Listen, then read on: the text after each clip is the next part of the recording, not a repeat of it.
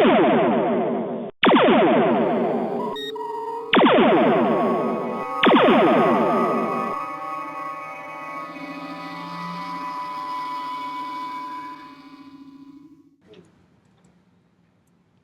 morning! Good morning. Yay.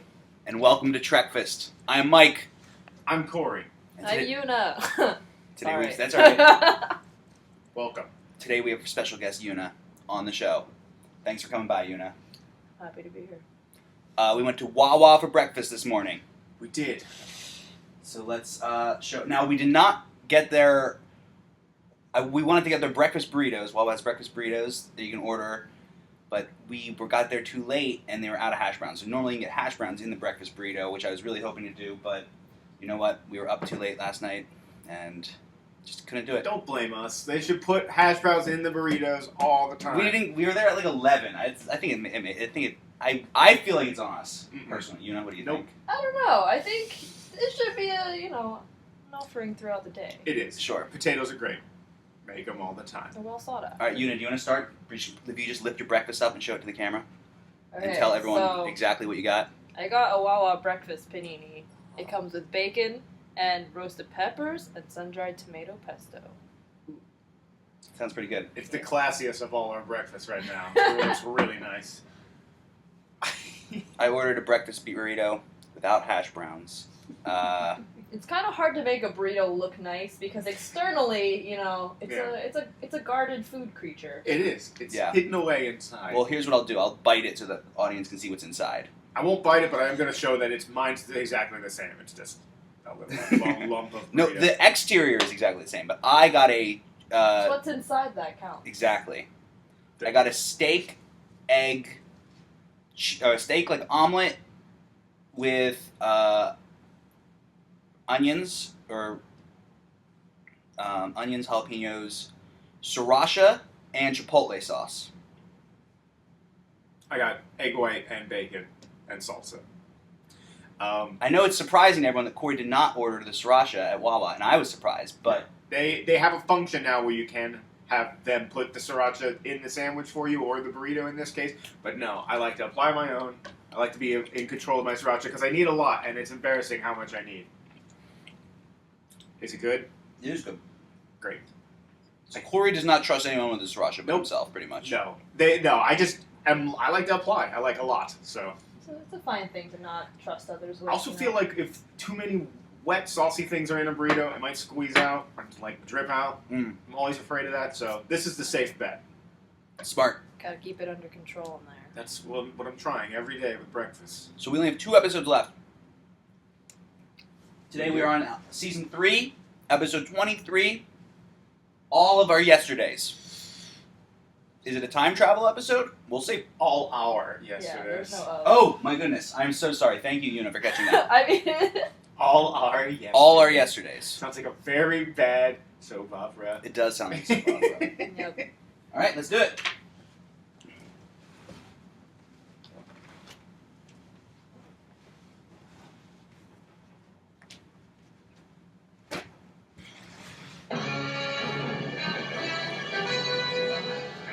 Stardate 5943.7.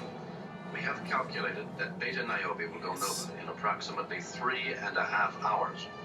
Its only satellite, Sarpedon, is a Class M planet which at last report was inhabited by a civilized humanoid species. Now our instruments show that no intelligent life remains on the planet. Power source we detected is in this building, Kip. Any sign of survivors? Signs of sapient life forms. How can a whole planet full of people just disappear? If they knew that the sun was dying, it could be anything up to mass suicide. Reports deny that they had any space flight capability. But it did happen, Spock. Yes, it happened. But that was 5,000 years ago. And she is dead now. Dead and buried. Long ago. Scotty, are you there? It's no or never, Captain. Use aboard. And go to maximum warp as soon as we're there. Kirk out. I helped her. Yeah, they were just escaping an exploding sun, that wasn't stressful enough. And it's done.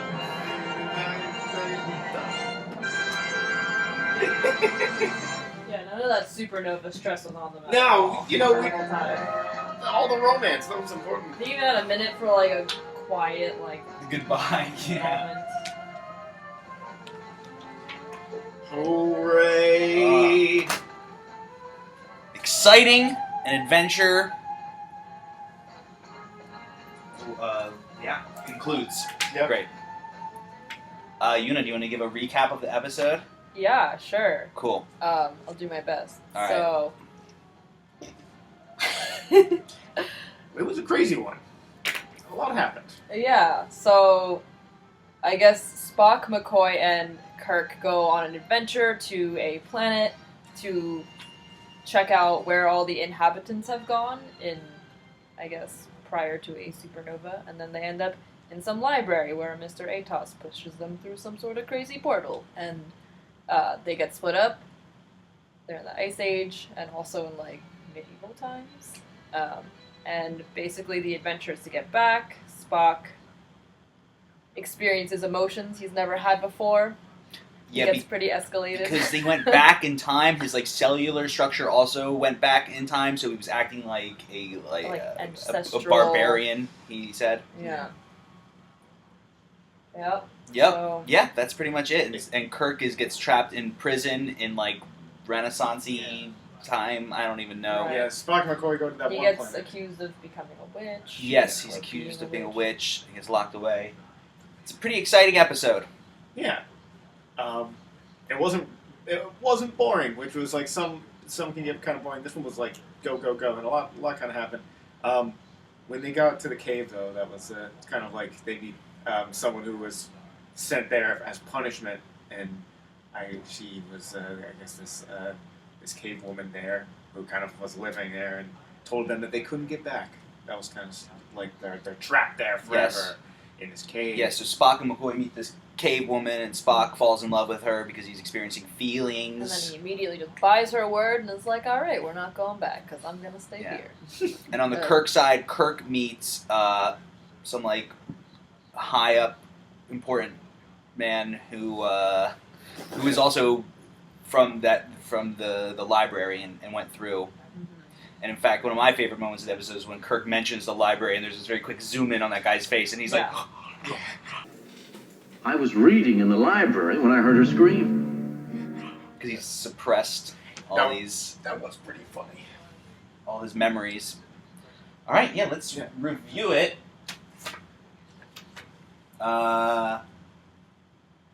Yeah, I don't know. Do you want to go first, Corey, or should I go first? It's up to you. I could do the All right. Because this one had a lot of standout moments from There were a lot of really good, lines, one-liners, funny lines said. Yeah. One of my favorites was when Spock was starting to realize that he had reverted to his barbaric state. I have eaten animal flesh and I've enjoyed it. What is wrong with me? I tell you, you're beautiful. But you are beautiful. Pretty great. It was a pretty great line. he was very serious about it. And I also think the Spock and McCoy love. This is a theory I have on the show a lot. I talk about how I think McCoy is in love with Spock, but he's really frustrating. Spock can't reciprocate his feelings because Spock suppresses his feelings. And in this episode, Spock starts falling in love with this cave woman, and McCoy gets so jealous, and you can totally see it. He's like yelling at him. He's like grabbing the girl and the cave woman, and he's so upset. McCoy is definitely jealous. You can see it. Mm-hmm. And Spock experiences jealousy and rage for the first time. Right. But it takes McCoy to snap him out of it. Like you wouldn't act like this. A lot of good McCoy in this episode. Yes. Mm-hmm.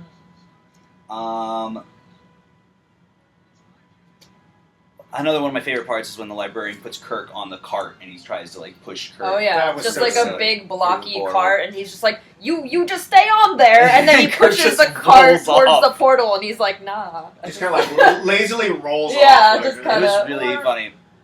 All right, I'm gonna give it a 3.5. 3.5 steak, egg, and cheese breakfast burritos out of 5. Modest. That's a nice rating there. I like that. Yeah. I really liked this episode. It was there was a lot of You wanna funny switch with moments. me?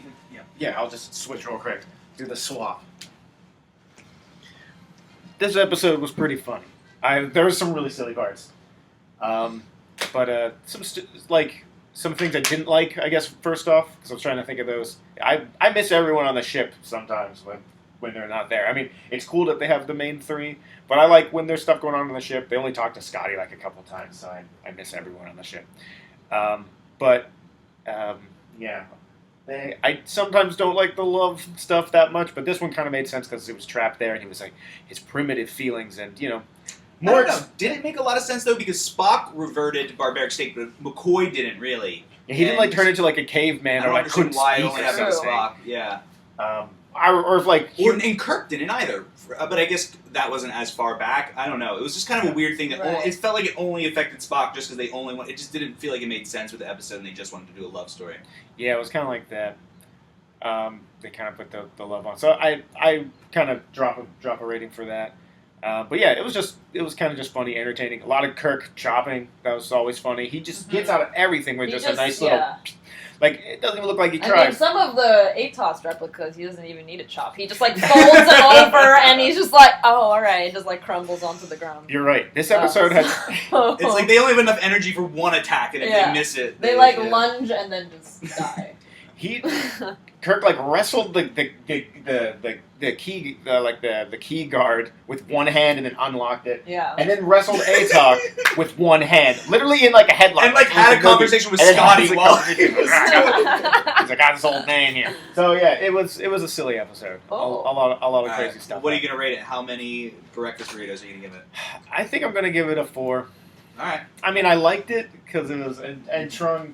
I wish he could have saw how silly a lot of things. But I'm trying to think. I mean, I like it, the effects, through the portal was kind of cool when they would go through the portal. So, it was entertaining. But yeah, just more silliness than anything. So 4 breakfast burritos with no hash browns. Oh. just have them all the time. All right, what do you think? What did you like? What didn't you like? And how many breakfast paninis are you gonna give it? Okay, so what did I like? Yeah, the effect of the portal was really amazing.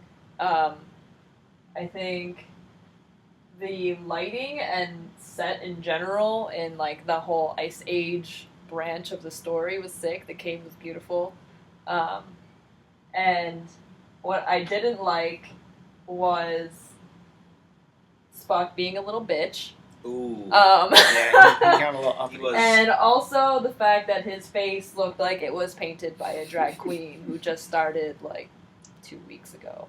Gotta blend in, It looked really funny. But no, I mean that and the fucking red and yellow bargain bag feathers were hilarious and also kind of made it a little bit. I forgot about that. Yeah. Yeah. I guess in the Renaissance time, that was a Renaissance era, whatever it was. They just Renaissance era, not on Earth though, from a different planet. So it's really it was some weird race of silly hat people. It was kind of funny.